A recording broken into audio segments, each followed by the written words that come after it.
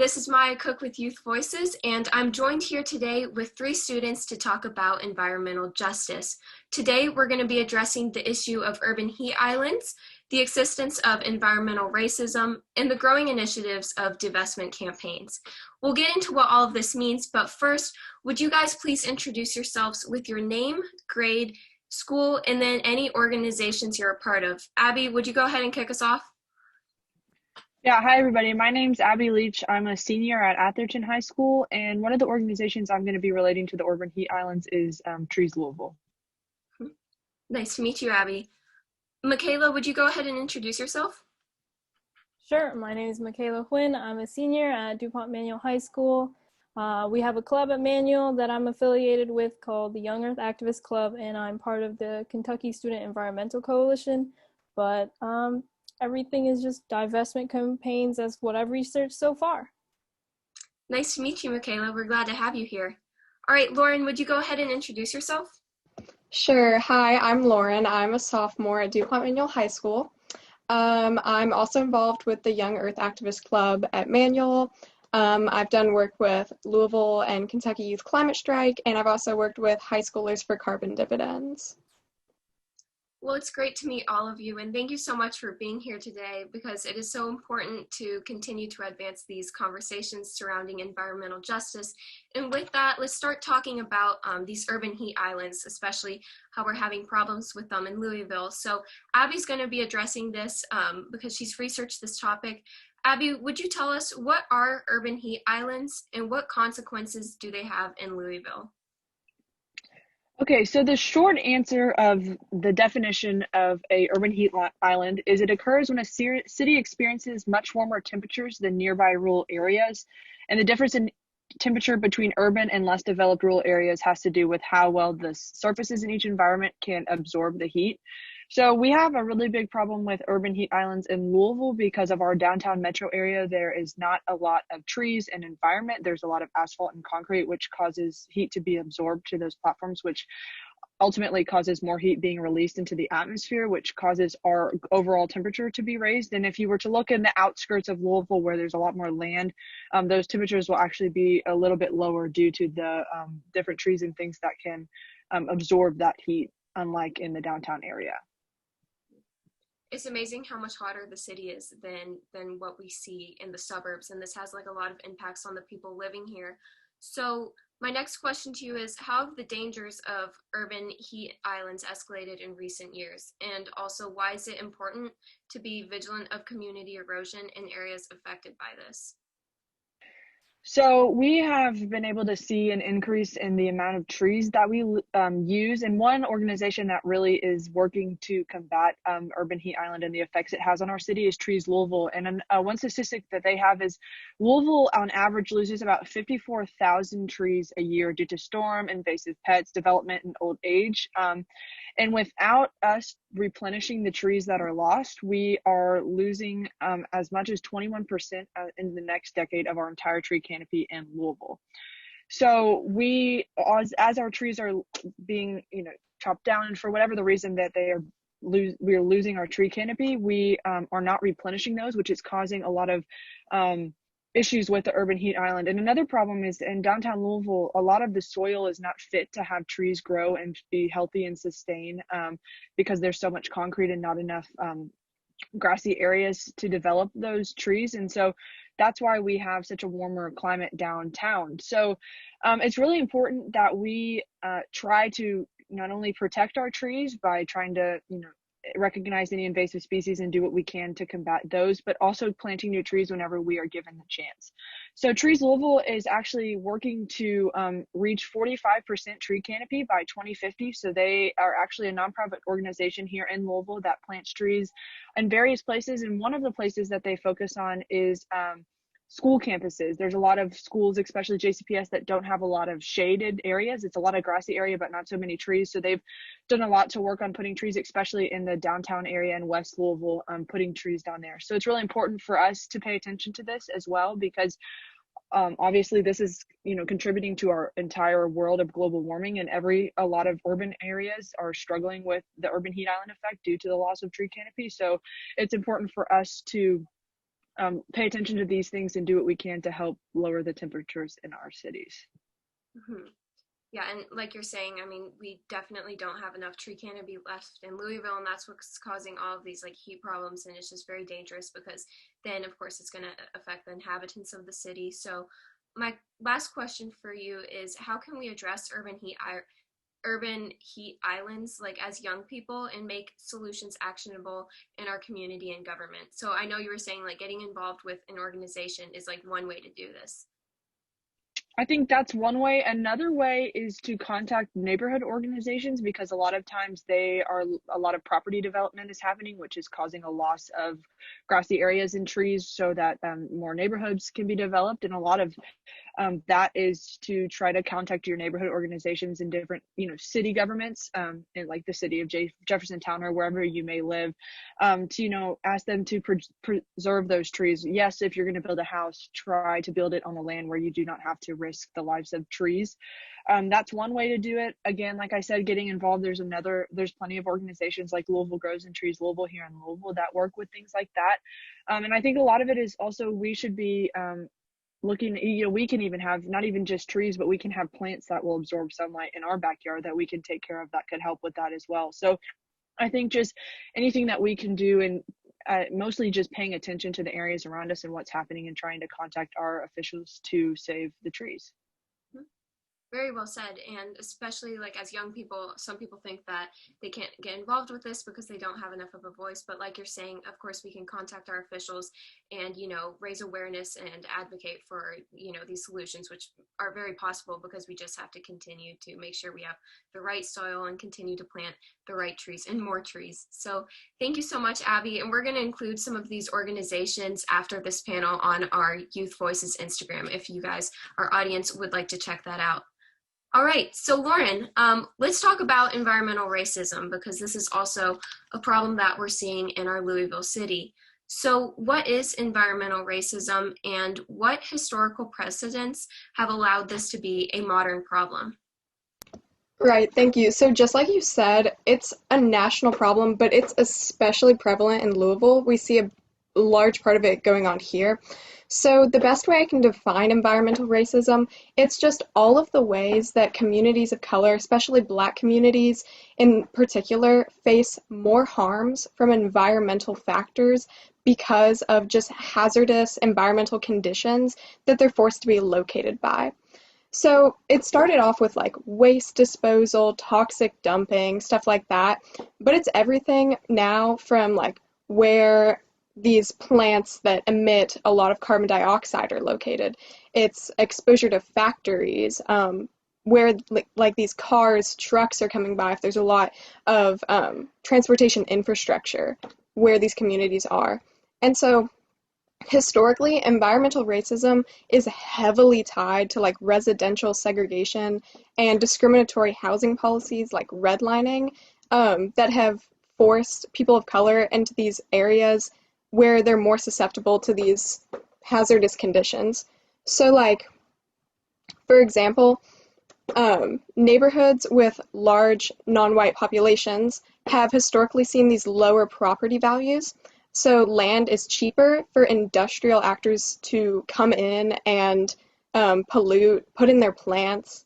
So not only does that lead to greater pollution, but like on top of that, it's also easier for, like I said, this transportation infrastructure to be put in, so like freeways, shipping centers, and that's where cars and trucks are coming in, and that's just adding to more pollution. And it's really difficult for communities of color to get these, to like stand up for themselves and get these high emitters out of their communities because there's historically an imbalance of political power. We see that in Louisville, in the West End. So it just leads to this cycle where it's very hard to break it and get out of these hazardous areas. I think that's a perfect way to describe environmental racism. And I know that this is a term that most people hear and they don't necessarily know what it means. And I'm happy that you mentioned the legacy of redlining because that has really allowed us to have this be a problem right now. So this kind of goes back to what you're saying, but how is environmental racism selective? And by that, I mean, how does it marginalize and oppress minority communities? And why is this something that most people are generally unaware of in Louisville?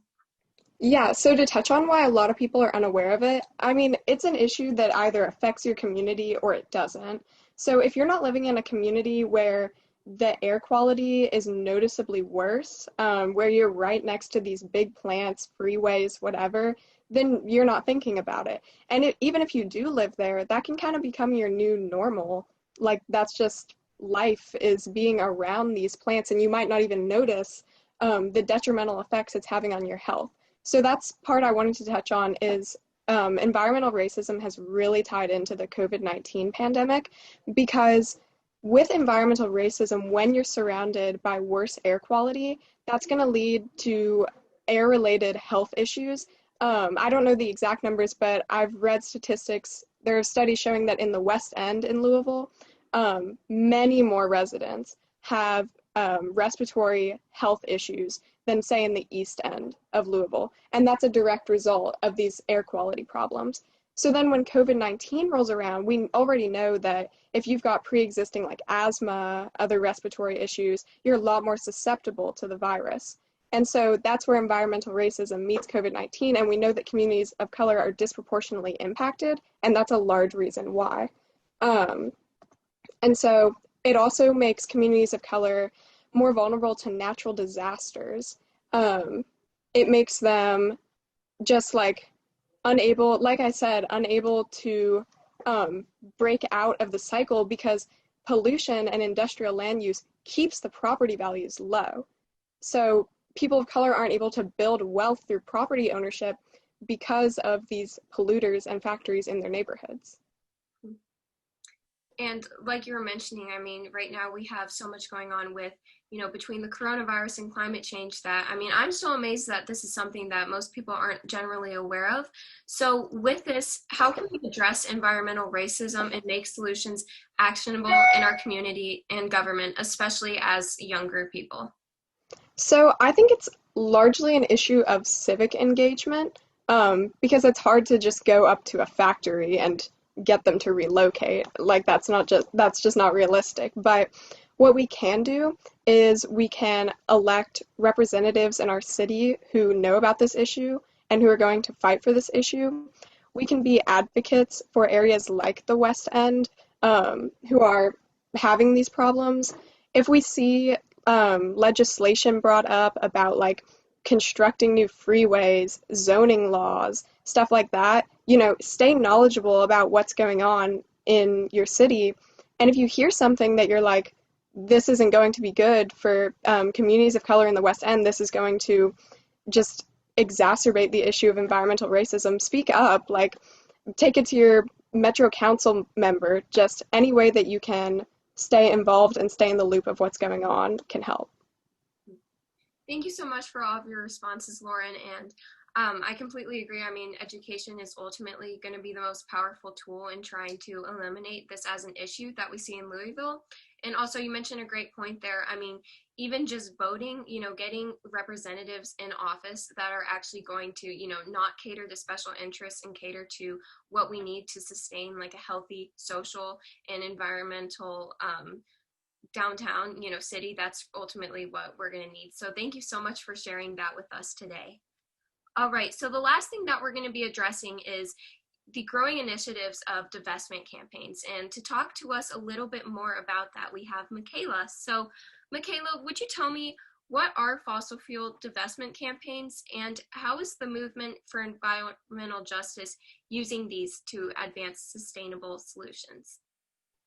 Right. Yeah, excuse me for a second. So fossil fuel divestment campaigns are pretty much exactly what they are. They're basically campaigns to stop funding fossil fuel companies. So when we say that they're campaigns, they're usually these projects that a group of people on a campus will work on. And then for the movement of environmental justice, at the very root of fossil fuel divestment campaigns is the structure of a just transition. And that is basically the process that we're all working towards in environmental activism to get to a system that uplifts those who are oppressed, takes in the ideas of everybody and works towards a more sustainable future. Right, and like you were saying, you know, fossil fuels is like just, it's not going to be sustainable for the next few years. And so my next question for you is, how have the dangers of using fossil fuels escalated in recent years? And what are some of the consequences of using fossil fuels as like a primary source of energy in Louisville? Right, so just like everybody has said already, like Abby has said, we have a very bad urban heat island effect here in Louisville. And like Lauren said, there in the West End, there's a lot of pollution going on. So there is a town that's nicknamed Rubber Town. And the reason why they've named it kind of that nickname is because there are so many factories there that are rubber factories that are using these pollutants and like really bad energy sources that end up like spewing out these toxic fumes that in turn affect these minority communities. And because there's so many factories and industries that don't rely on renewable sources like solar power or even something more simple, then we have that buildings that are way too high, there's no grass and there's too much pavement, which creates that urban heat island effect that was referenced earlier. Yeah, and like you're saying, like, I mean, divestment campaigns ultimately tie into all of these environmental justice problems that we have. And by, you know, taking money out of these systems that are, you know, really detrimental to our community in Louisville is going to allow us to invest in more sustainable solutions such as like, you know, wind, water, solar energy. So my last question for you then, and then for this panel is, how can we use divestment campaigns to advance actionable solutions to the issue of environmental degradation in our communities? So as young people, how can we get involved in this? Because this is pretty exciting. Yeah, it's a really cool thing because I personally talked about this last year in my club, and we're all in high school. And so it's just making a campaign is super simple. You just need a group of your friends who are super passionate about this topic, and you just need to do a little bit of digging. So the way that we as teens can help this divestment campaign and go take money away from this foothold that fossil fuels have on like the world is just by getting educated first on what we're taking in as a community. So like if you're at a school, you can poke around and see who your school is giving money to, or see what kind of industries are really affecting your community, and make that group of friends. Or you can gather your information and join different divestment campaigns already in action, which is probably the best thing to do. And though most of these are for college, as a student in Louisville, U of L like has a divestment campaign. They have an Instagram too, and you can always see what they're saying and see what their aim is, and you can build up your own campaign based on that. So it's a super accessible sort of action that anybody can do, and we as teenagers can get ready to do and perform too. And it's really exciting that we can get, you know, involved in this work because like you're saying, it's equitable and accessible because, you know, all people can do it. And it's really just a measure of networking. You know, you can do it with your friends and you can do it with your school. So that's what I love so much about these divestment campaigns, is because it is such an actionable solution, because it's not just, you know, raising awareness. It's really turning these platforms and making them something that's tangible. So thank you girls so much for sharing all of these wonderful insights into this conversation of environmental justice today. Any of these organizations that we mentioned to our audience, this is going to be shared on our Youth Voices page, so you can go ahead and check that out there and we can get more information on that. So with that, girls, thank you so much for being here with us today. I think we've shared a lot of wonderful ideas, and I hope that, you know, some young people can be inspired then to take more action in the Louisville city, because obviously we're experiencing some of these problems, but we have such a wonderful population here to help us advance solutions. So thank you guys so much.